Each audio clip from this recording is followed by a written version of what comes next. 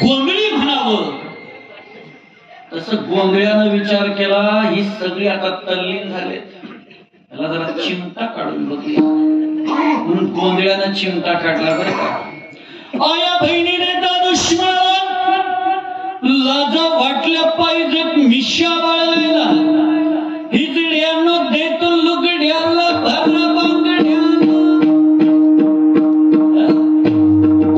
हे सगळं म्हणलं अरे हे गोंधळी नव्हं, हे काहीतरी वेगळंच म्हणायला लागलंय. म्हणले बोलव, कुणाचे राव तुम्ही, कोण कुठून आला? म्हणले आम्ही छत्रपती शिवाजीराजांचे मावळे आहोत, छत्रपती शिवाजीराजांना सहकार्य करा. निश्चित म्हणले आम्ही छत्रपती शिवाजीराजांच्यासाठी आमचा प्राणाचं बलिदान द्यायला तयार आहोत. राजांनी याच जीवावर तर माणसं कमवली होती. राजांना माहिती होतं की घासल्याशिवाय धार नाही तलवारीच्या पातीला, अरे घासल्याशिवाय धार नाही तलवारीच्या पातीला, आणि मराठ्यांशिवाय पर्याय नाही या महाराष्ट्राच्या मातीला. राजांनी ओळखलं, पण या राजांना घडवण्यामध्ये त्यांच्या आईचाही मोठा वाटा आहे. बरं, आईनं केलेले संस्कार आहेत. एकच उदाहरण देऊन पुढे थांबूयात आपण. छत्रपती शिवाजीराजे बँगलोरला आहे तुमच्यासाठी. बरं का, छत्रपती शिवाजीराजे बँगलोरला आहे, रात्रभर महालामध्ये नाही.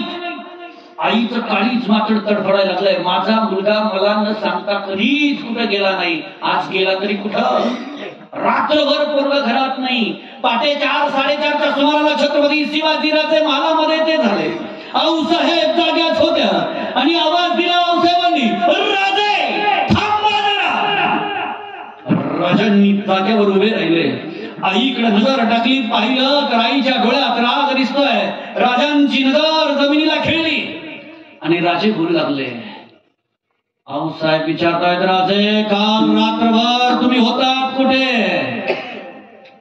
राजांनी हिरमुसलं तोंड केलं आणि सांगू लागले, आऊसाहेब व्यंकोजी दादा म्हणाला बाई कशी नाचते ते पाहायला जाऊया, म्हणून बाई कशी नाचते ते पाहायला गेलो होतो. बाई कशी नाचते हे वाक्य ऐकलं, आईच्या काळजात चर्र झालं.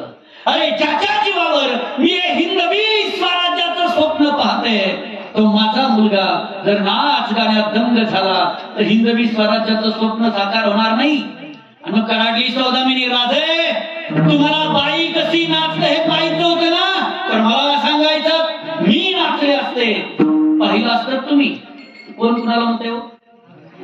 आई मुलाला सांगते, तुम्हाला बाई कशी नाचते पाहिजे होतं ना, मला सांगायचं मी नाचले असते, पाहिलं असतं तुम्ही.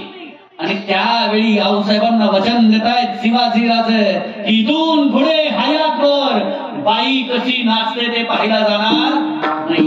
माझ्या राजांना उरं 50 वर्षाचं आयुष्य लाभलं, पण या 50 वर्षाच्या आयुष्यामध्ये 360 गड किल्ले बांधून काढले, पण एकाही गड किल्ल्यावर कधी बाईचं नाच गाणं झालेलं ऐकिवातही नाही. आणि इतिहासात सुद्धा नोंद सापडत हे केलेले संस्कार आहेत.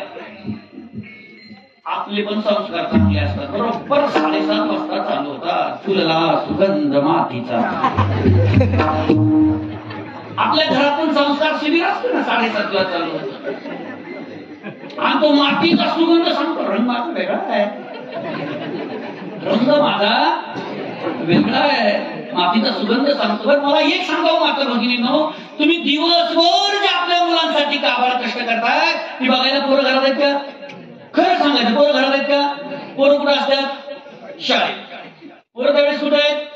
शाळेत. बरं पूर्वीच्या सारखी डझन पोरं आता जास्तीत जास्त 2 नाही तर एकच, जास्तीत जास्त 2 नाही तर एकच. पण तुम्ही काय करताय हे बघायला पोरं घरात नाही. मग ज्यावेळी पोरं घरी कधी आहेत संध्याकाळी, त्यावेळी तुम्ही कुठं? टीव्ही पुढं. मग पोरं विचार करणार, आई कुठं काय करते?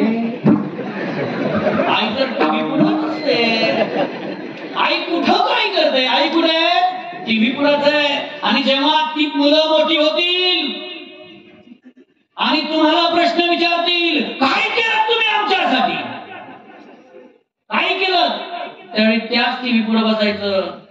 पिकलेल्या केसात हात घालायचं आणि म्हणायचं सुख म्हणजे नेमकं काय असतं ते आज कळालं बाबा पोरांनी हाताखालून काढल्यावर.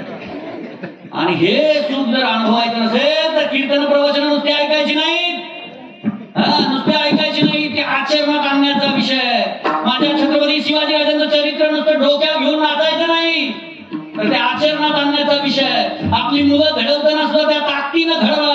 आणि जर त्या ताकदीनं घडवली, हिंदू धर्म या धर्मातली गाय आणि या धर्मातली आई जोपर्यंत सुरक्षित राहत नाही तोपर्यंत या धर्माचं वर्चस्व राहणार नाही. आपल्या घरातली आई आणि आपल्या जातीची गाय सुरक्षित राहिली पाहिजे, एवढाच विचार डोक्यात ठेवा. आपल्या मुलांना संस्कारानं वाढवा, तरच खऱ्या अर्थानं हे एवढं मोठा सोहळा